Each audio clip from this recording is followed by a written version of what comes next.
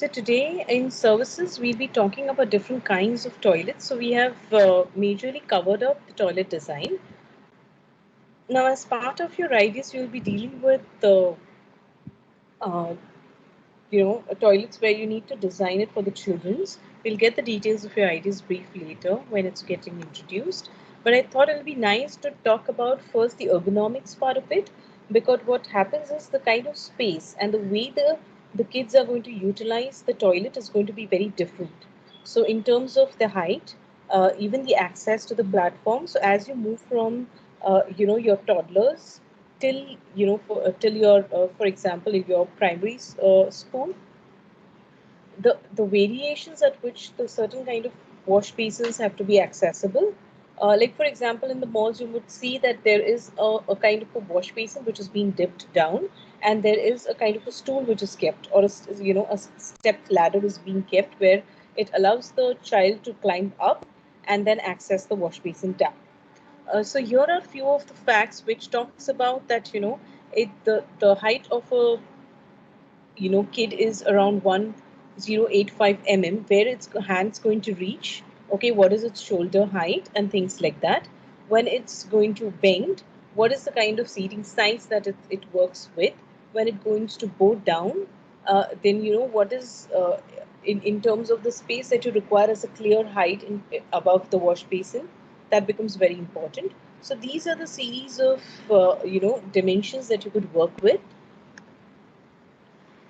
This is actually a very typical, latrine which has been provided in schools for the girls section, wherein it has this kind of it's a ceramic flat, it's quite shallow, because it's only for the latrine, and it has these kinds of spouts which are there, which will collect all the waste and then direct it through the channel. Now these are the sizes which are there, and if you see, there is also a kind of a handle which is being kept, because people who require a certain kind of assistance for them as well. So it becomes very easy. So the access. So in this section, you could see there is this drain which is there right in front of the latrine, and the drain is the one that channels the waste water into the IC chamber, which is IC is nothing but an inspection chamber. We'll be taking that in detail in when we were talking about drainage systems. Okay, so that these are the different kinds. Also, if you see, there are these kinds of patterns which are there where your feet are going to be. That is because it acts as an anti-skid kind of a element, wherein you don't want persons to slip off. So that's why these are the certain kind of undulations that happen onto the surface. This is another section which talks about, uh, it actually talks about a plan wherein you have an accessible toilet, which is nothing but your handicap toilet, and you have something which is called an ambulant toilet, wherein, it's for a kid which is not very physically challenged. It doesn't require a kind of an assistance, but that's why it has grab bars on both sides, and using that it can like, for example, some of us might have met with an accident, and then during the recovery phase you are on crutches, or you're on those uh, you know tools which help you to walk, like a walker or something like that. So those are called the ambulant toilets, and that's the section which gives you the height where the toilet paper roll should be, what where the grab bars should be, and things like that. I don't know why the plan has been twisted. Otherwise, I had aligned it vertically. Now, this is one of the examples which talks about public bathrooms for children. So it just gives you the design tips and inspiration. Now, if you see this, there is a kind of a visual connect. Okay, so the kids can actually see over, but if you understand, the modesty boards or the partitions are very cleverly being put, and also the height of the partitions differ from what we have for ours. Okay, that is nothing but also for the safety, because you don't want the child to get locked up in that inside that cubicle. Then there is a series of colors which are being used, and if you understand, especially when they're washing their hands after their meals, or they are trying to wash their hands if there is kind of a drawing activity and all, you have these kind of inbuilt sinks. And what you see as the material over is nothing but a Visaza tiling, which has these kinds of, rainbow colors which are being placed. So it just becomes like a playful. Even the kind of window that you see onto your right hand side image it's quite, it's with smooth edges, so that, generally kids have this tendency of, they will always try to feel, and then their hands are always, as they're moving, they are going to brush their hands along the walls or their ledges. So you always make sure that, in terms of their safety and it doesn't hurt them, you try and be sensitive in terms of designing these.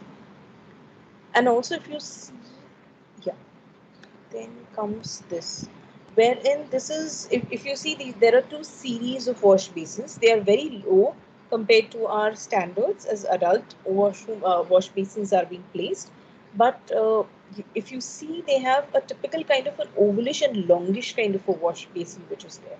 Okay, instead of the lateral spread, they have the longer spread, because it's also the kind of playfulness that they have. They try to splash the water and things like that.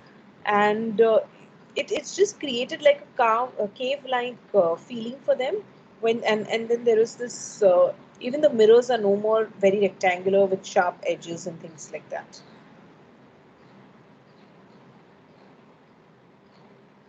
So mosaic tiles, if you see, you have to have a very good finish, Ravan.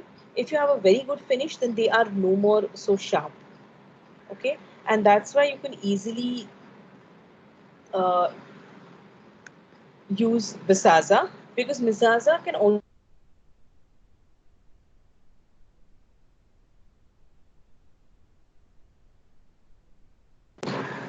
Hello. Yeah, I can hear you now. Yeah. Okay. So okay. This is another wherein you just, try and give only where they can see their faces. You don't require that kind of a high. But as you go to the primary school, the kids are growing. They are entering the teenage phase, and there, then it starts looking something similar to what the adults' washrooms are like.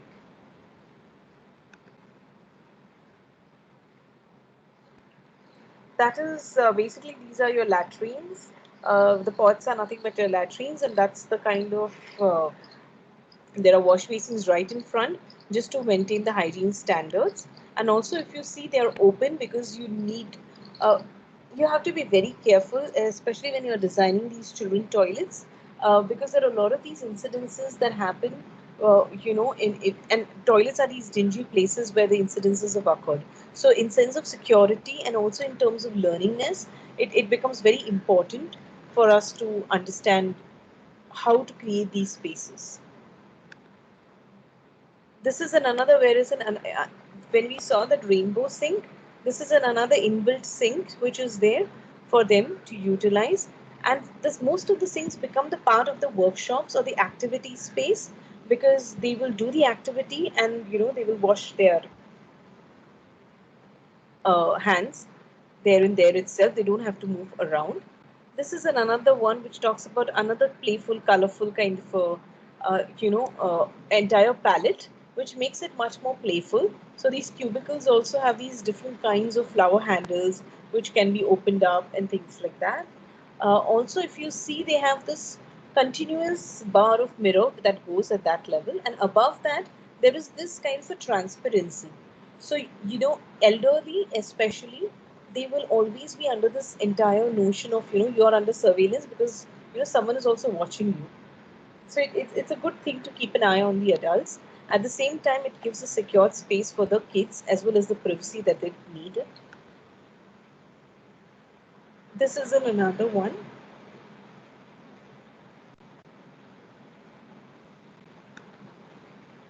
So this is the kind of inbuilt sink that I was talking about, where the activity is happening. You can see the table on the left. On the right hand side, you can actually see that how the sink floor is being treated separately than your wooden flooring. And there is a certain kind of edge which is being created. Okay, and if you see, there is also a stool which is kept. This is the similar, image that I showed you earlier. But this is just on the other side, where you can actually see the activity area on right inside that occurs. And then you have this whole storage wall which happens right in front of the activity table. Now, when you talk about the children's design or those, toilets for especially for children, uh, every country has its own unique rules and instructions that have been put in, and especially they will always stress on the safety elements and the dimensions to use because the ergonomics has to be taken care of. So they must be located close to the activity rooms so that the children are not lost and there are no long passages that they have to travel through to reach these toilets or spaces. They cannot be directly next to the kitchen or the cafeteria uh, because it's also there you're dealing with fire and things like that.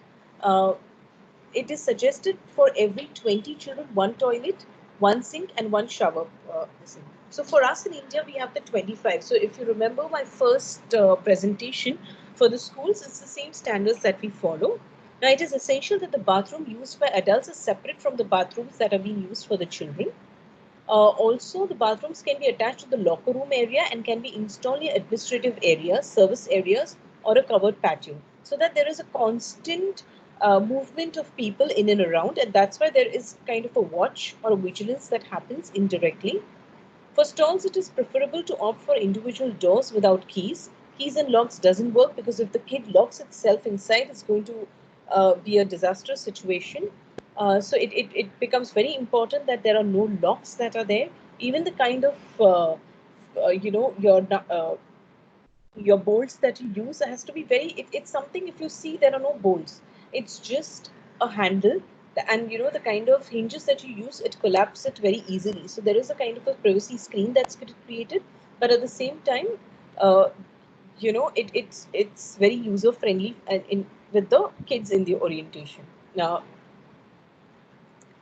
kids in mind, sorry.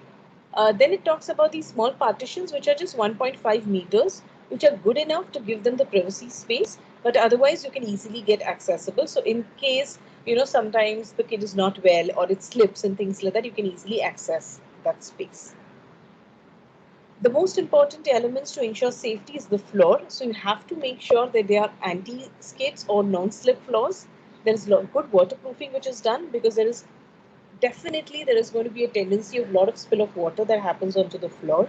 So you have to treat it with very good care. All the coatings must be easy to clean and maintain. So you don't want surfaces or you don't want finishes which will gather a lot of dust and things like that. The partition walls that are only 1.5 meters in height, as I said earlier, and there is no water accumulation. So the slopes that you give have to be very perfectly maintained. This is in another example where there is an activity room and attached to that is your toilet area. The other any questions regarding the children's toilets?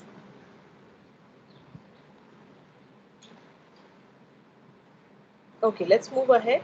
There are different kinds of other toilets that happen. There's something which is called the dry toilet, where water is.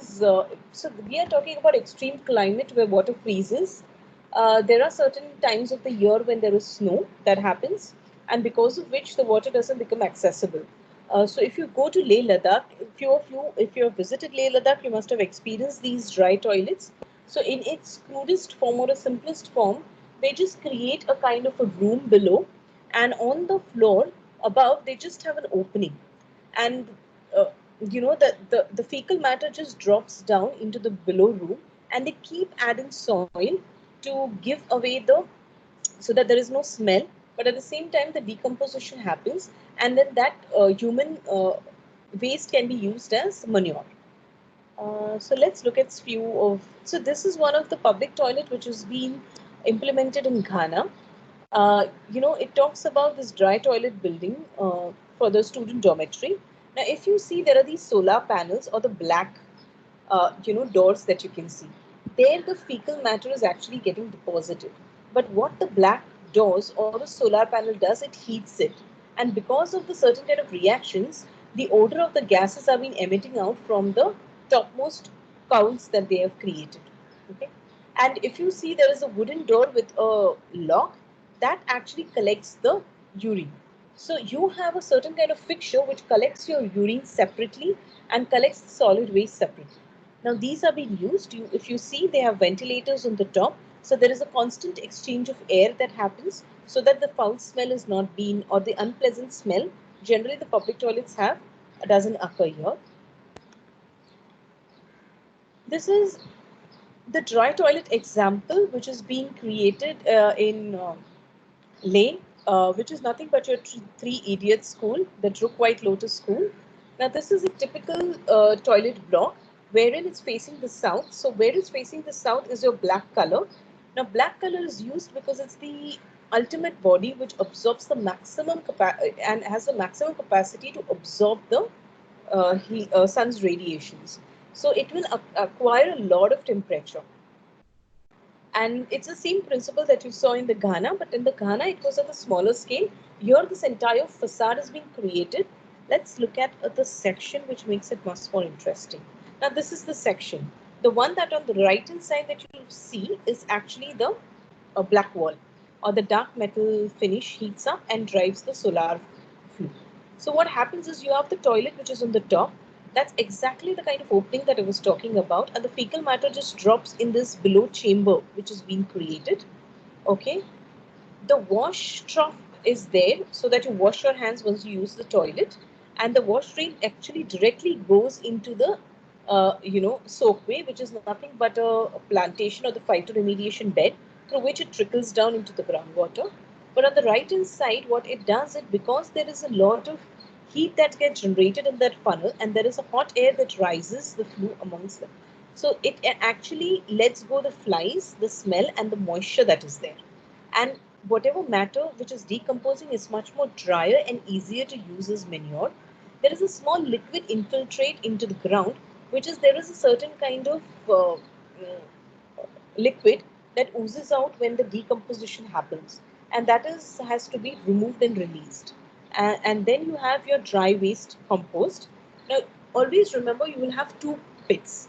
One pit is always a backup, okay, because you at least take around 2 weeks to maintain the pit. So once one pit is being utilized, you try and go on to the other pit. On the left hand side, you actually see the orientation of the toilets which are there. Okay, so if you see, the facades which are have to be black are being facing south. And now look at the whole building and how the toilets are being tucked in and how accessible they are. Okay. Also, what I forgot was the access door to empty the pit, which is there. Also, in the earlier picture, these doors actually become like the access panel, so it can open up as well. Now here it's actually kind of a cradle to cradle kind of a scenario where you see that there is this child who is squatting. All the waste is being taken up, okay, all the liquid is being drained out, but that waste is being used in the as a manure or an organic fertilizer. The second that you see is actually you have your rainwater collected on the roof and it goes to your rainwater harvesting tank, which is being used to, try and wash your hands, and things like that. And they have actually used thrash bottles for the construction. So this looks like, you have cross ventilation and natural light, which is also there. So there is a plant life, which is there. So you create like an ecological cycle using the dry composting toilet. You're also called as bio toilets, which are there. Next is the examples of the water saving fixtures. Now in this, you have bathroom fixtures and the way they behave. Okay, so you need to understand that 30% of your household water use is from toilets according to the EPA, which is nothing but an Environmental Panel Association.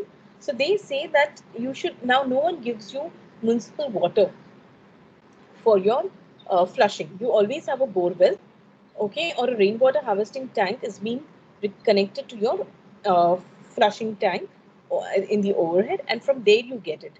Very less societies or the new constructions will definitely don't get flushing water from their municipal mains. And then you talk about the low flow shower heads. So there are different kinds of showers which are being used. You're talking about sensor sinks. Let's see it in detail further. Now here is a kind of a mathematics which talks about, how much time If you look at if you actually look at a tap, EPA is Environmental Panel Association. Okay. Now, if you look at the faucet, which is nothing but your tap, it actually uses 4,000 gallons per year. Now, your 1 liter is equal to 0.26 gallons. Okay, which means 3.65 gallons or sorry, 1 gallon is equal to 3 liters or something like that. Now, washing machine will use 5,000. And your shower head is the maximum, it's 19,000. So that's why people say if you want to save water, please use bucket system, which is very much more efficient. And if you look at the flushing, it's 33,000 gallons per year. Now, just applying your smart energy, smart meters or kind of efficient systems or fixtures, you can reduce the 4,000 to 3,000, 5,000 to 3,000, 19,000 to 7,000, and even 33,000 to 9,000. So that is the kind of percentage of, percentage of water that you can actually save by just introducing the correct fixtures. These are the different kinds of fixtures which are there. So you have the energy efficient, you have a single or two suppliers one, so there are always going to be like a backup. Sometimes even if I have a mixer with hot and cold, there is a plug or battery, and these are the systems. Now sensor based are very there are various theories which talks about the sensor based actually consumes a lot of energy, but I feel we as human beings are very irresponsible when we actually use water. Most of the time, when especially in the mornings when we are brushing, a lot of us have the habit of keeping the taps open continuously. Whether you're washing your brush or you're gargling, doesn't matter. The tap is being continuously on because you don't want to switch and switch off the kind of uh, Environmental Protection Agency is different, Yoshita. That is not there in India. So you will always have these different kinds of, you know, and the Environmental Protection Agency also has another role to play. So yeah, it's there. Then comes your water efficient flush tanks, which are there. The conventional flushing cisterns use 10 to 15 liters of water for a single flush. So you need to reduce that down. So there are waterless pots, not waterless pots, sorry, they are vacuum created ones as well, wherein the vacuum actually sucks all the waste and there is hardly any water use. This is something that you use it in aeroplanes. We will see them. The compact concealed or mounted flushing systems utilizes 6 liters of water for full flush and 3 liters for half flush with the same effectivity. So it's actually the main function is to just let out the entire waste out from your site as well as from the system, so that it's been then channeled to your waste drain line of your city. So to do that, half flush is good enough. You don't require a full flush.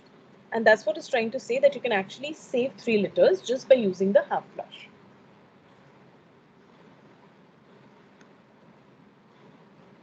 So by using the water efficient toilets, 50 to 90% of the water can be saved. The water saving in the toilets can be achieved by vacuum, pressurized flush, dual flush, symphonic trap, and cyclone flush. So let's understand. Now this is nothing but a vacuum water saving toilets. You could see it in aeroplanes as well. So there is this, kind of a vacuum that gets generated, which actually sucks with a lot of tremendous pressure, and that's how it gets cleansed. Now, if you see, it doesn't have a ceramic material. It has something which will help you in the self-cleansing velocity, and which is much more smoother and it can be cleansed easily. Okay, so there is no friction. The moment, imagine if I use the same vacuum onto a clay component or a clay pot, it's not going to work same as it's working on the metal sheet. So the required water for a single flush is less than 500 milliliters, which is 5 liters or 6 liters that we saw in the earlier image as well. Compared to the 6-liter flush toilets, these toilets use only 8.3% of the water consumption compared to the traditional flush toilets. So you will always first have the vacuum, and then will be a little jet of water that will just cleanse the surface much more. so that the hygiene is maintained and the bacteria don't develop on the surface and create trouble for the next user. So that this means that 90% of the water can be just saved by using the vacuum flushes. These are also being utilized in places where there are the areas have been facing a lot of drought. There's hardly any rainfall and things like that. So this is the kind of a jet vacuumization apparatus that is attached to your cistern, and that is the one which creates that vacuum effect, and it collects all the waste and dumps it into the collection tank or the bio tank, which is nothing but a biodigester or a biogas plant. Okay. The advantages are it's highly efficient. There is no deposits in pipes and toilets, and it's odor free. The disadvantages, the installation cost is higher because of the required equipment for the vacuum suction. Noise during flushing of the waste, so that nighttime it becomes a problem. Even if you are, even if it's being used very close to, in hospitals and things like that, or your library and all, it will create that kind of a disturbance in terms of noise. And then it requires space for collection, dependent on electro power supply, which is there.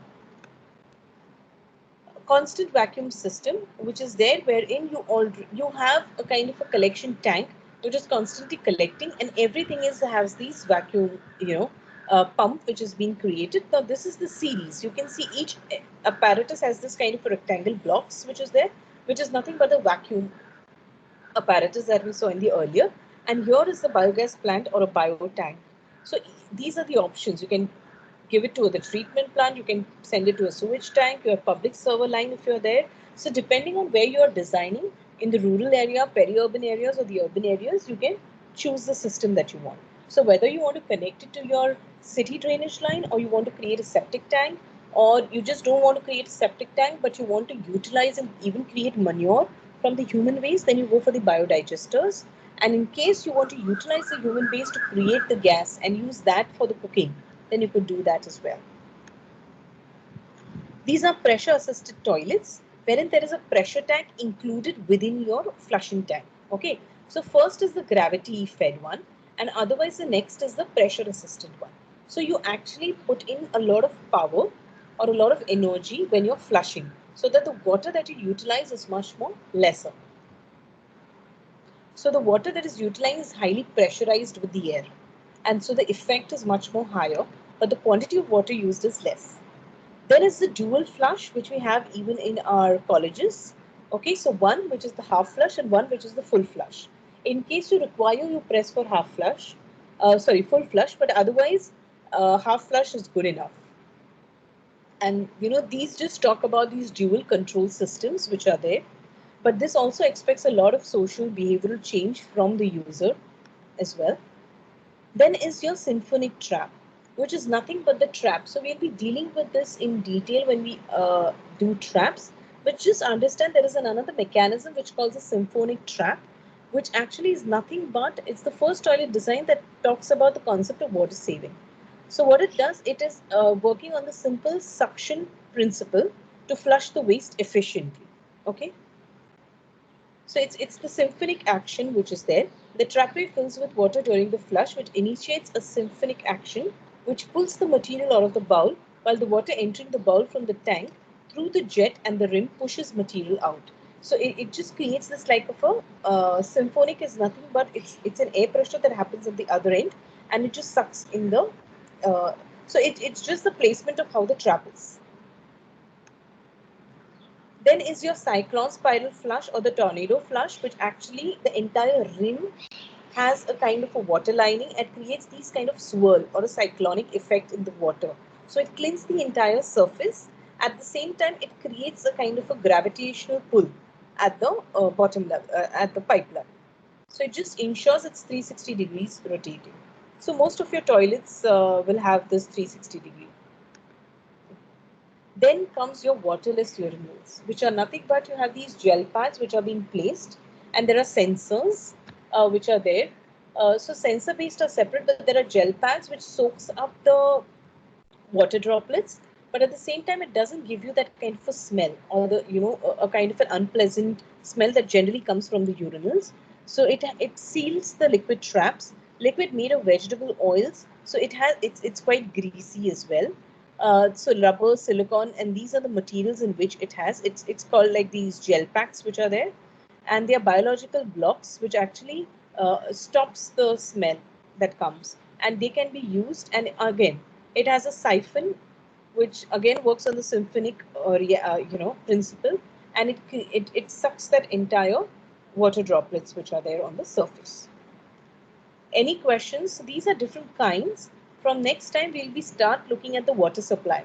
So any questions that you have regarding designing of the toilets, definitely as you are been progressing in your ideas as well as architectural design, me and Durvesh will be around to help you guys in terms of how do you orient them, what are the kind of finishes and things like that. But at least for now, do you have a kind of understanding of, in case you have to create a toilet, what are the kind of dimensions that you need to work with? What are the different kinds of fixtures that you have to put and things like that?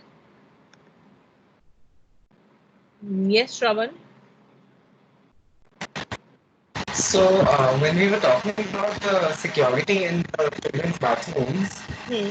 one thing is that a lot of them, like, like I understand the teacher or someone responsible needs to kind of have a certain eye on the kids, but Uh-huh. on the other hand, like any kind of adults having like, you know, that kind of a thing, that kind of I understand. I access to understand. the And that's children's why if bathroom. you see that there was a partition which was there, which was a glazing. So you talk about a vigilant eye. So most of these guys get very conscious when there is a surveillance that happens. Okay, and that's why if I go to that slide once again, just to like for example this one. Now if I am a teacher and you guys have been working on your activity chart, and if there is someone who has been assisting you there, that person is being constantly watched unless and until that person really sits down and goes below the partition.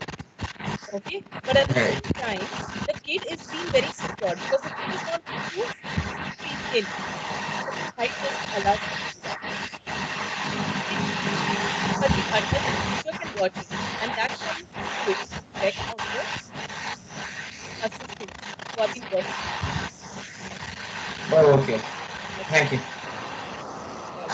all right. Pritika, the photo that you have put is actually one of the dry toilets where they have actually used the wooden shell, the shells which are being coming from the carvings of the wood. Okay, it's dry. It's like your coconut coir which you mix to create this mulch, and you keep pouring it as you utilize it. So more and more you constantly mix the soil, you will have less odor and less flies as well. Any more questions?